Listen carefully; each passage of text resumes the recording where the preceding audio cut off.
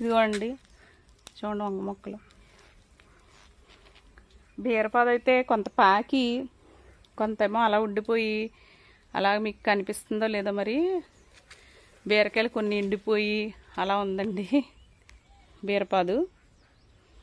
ఏదైనా శ్రద్ధ చేస్తే బాగుంటుందండి. మరి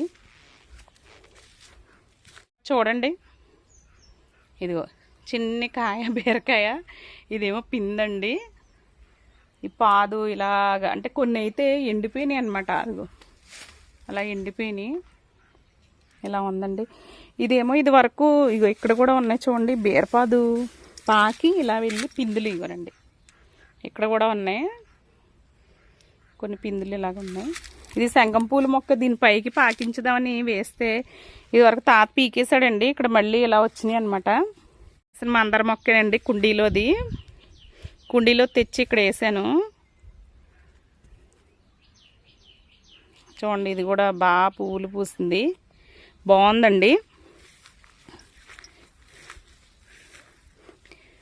ఇది అయితే నేను పనస మొక్క ఒకసారి పనస గింజ తిన్నది చాలా బాగుంటే దానికి మొలకొస్తే చిన్న కుండీలో వేసామండి. ఆ పనస మొక్క వేసినప్పుడు కూడా నేను వీడియో తీసాను. అది ఇప్పుడు చూడండి పెరిగి పెద్ద. ఇది రేగు మొక్క అండి, ఇది రేగు మొక్కలు ఉన్నాయి.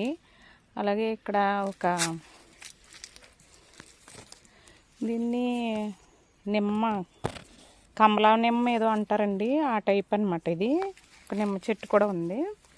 ఇవన్నీ కూడా రేగు మొక్కలండి, చాలా ఉంటాయి రేగు మొక్కలు.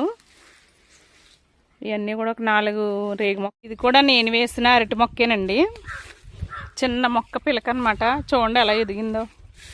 అప్పుడు ఒక షార్ట్ పెట్టానండి, వాతావరణం అనుకూలిస్తే మనం ఎప్పుడన్నా ఇలా వేసి అలా వదిలేస్తే ఎప్పుడైనా నీళ్లు సరిపోయినా ఒక్కొక్కటి అలాగా మిగులుతూ ఉంటుందని చెప్పాను. అలాగా చాలా వరకు ఉన్నాయండి. ఇక్కడ చూడండి, అది ఇక్కడ కూడా ఉంది. అక్కడేమో మామిడి చెట్టు, ఇది కూడా మామిడి చెట్టు. ఇక్కడ తడేలుతుందండి. చూడండి అరటి పిలక ఎంత బాగుందో చూడండి. కూర అరటి అనిపిస్తుందండి అది, దాని షేప్ చూస్తుంటే కూర అరటిలాగే, దాని షేప్ చూస్తుంటే అలాగే ఉంది. కూర అరటిగలనే అనుకుంటున్నాను. దీనికైతే పిలకలు చాలా వచ్చినాయండి. దానిది ఆకు రాలి కింద పడిపోయింది. ఇదొక అరటి పిలకండి. ఏమో మామిడి పిందులు, అక్కడక్కడ మామిడి పిందులు ఉన్నాయి. ఇది నేను వేసింది కాదండి, మామూలుగా అది